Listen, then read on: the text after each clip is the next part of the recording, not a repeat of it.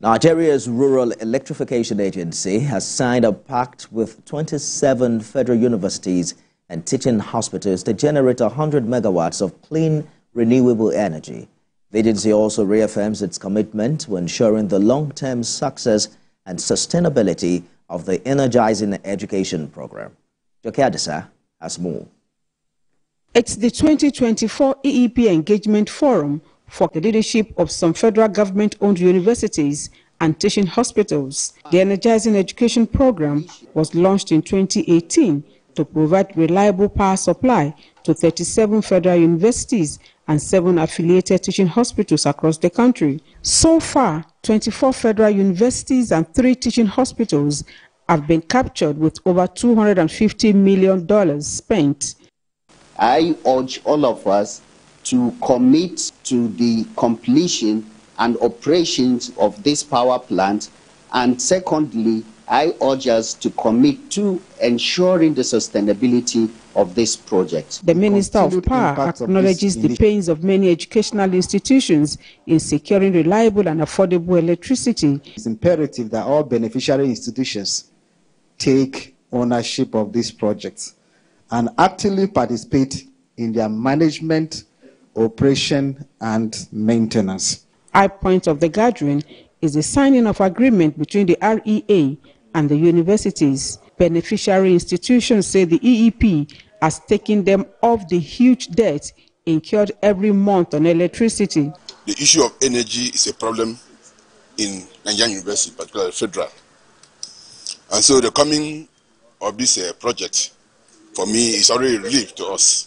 When our university was landed with 58 million naira bill in May from the distributor, it was just horrendous. The Rural Electrification Agency says the milestone achievement is in tune with the President Bola Tinubu's renewed hope agenda as it relates to alternative energy access to rural communities. The funding is provided as a capital subsidy to the universities for them to have this infrastructure, so that going forward they will now continue to sell these electrons at a cheaper rate to all the connected areas within the university. The theme of the engagement forum is empowering education through sustainable energy, collaborative pathways for the long-term success of the Energizing Education program.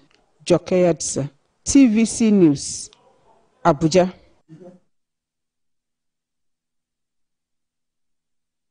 A reality at the Lagos University Teaching Hospital. Well, this is because LUTH is in partnership with the Sickle Cell Foundation of Nigeria has established a high-quality, safe bone marrow transplant program that meets international standards for the cure of sickle cell disease in the country. Bone marrow transplant is an approved therapy for children and adults with severe sickle cell disease, and it's a complex procedure requiring a multidisciplinary team approach which involves treatment and close follow-up for approximately 12 months. Individuals affected with the disease suffer life-threatening and excruciating complications from early childhood, serious damage to their organs, and reduced life expectancy. The Chief Medical Director of LUTH, Professor Wasiu Adeyemo, said the first set of patients are currently undergoing bone marrow transplants at the Lagos University Teaching Hospital and were admitted in the last week of August 2024. The vision of the Ministry of Health under the leadership of Professor Mohammed Ali Pate and Dr. Tuji Alausa is for us as public hospitals, particularly in states that are endowed like Lagos, like Port Harcourt, like Abuja and several others. They have the opportunity to have first-class private hospitals. There's really no reason why we cannot collaborate. And both the minister actually encourage us, particularly in Lagos, to actually collaborate with the private hospitals. Key players in Taraba State are calling for a continuous engagement with the youth on the value of tolerance and empathy for peaceful coexistence. The consensus is that the society is secure from all forms of threats when young people grow in an environment that values unity over diversity. Senior reporter Olabede Nusi filed in this report. The search for common ground during conflict is what this non-governmental organization is trying to achieve. This is also a deliberate effort to ensuring that the present peaceful environment enjoyed in Taraba State is sustained.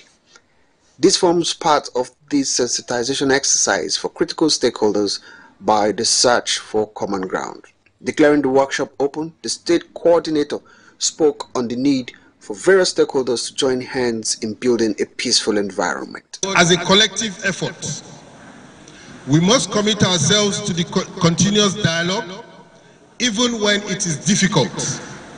We must continue to educate our youth and children on the values of tolerance and empathy, so that they can grow up in a society that values unity over division.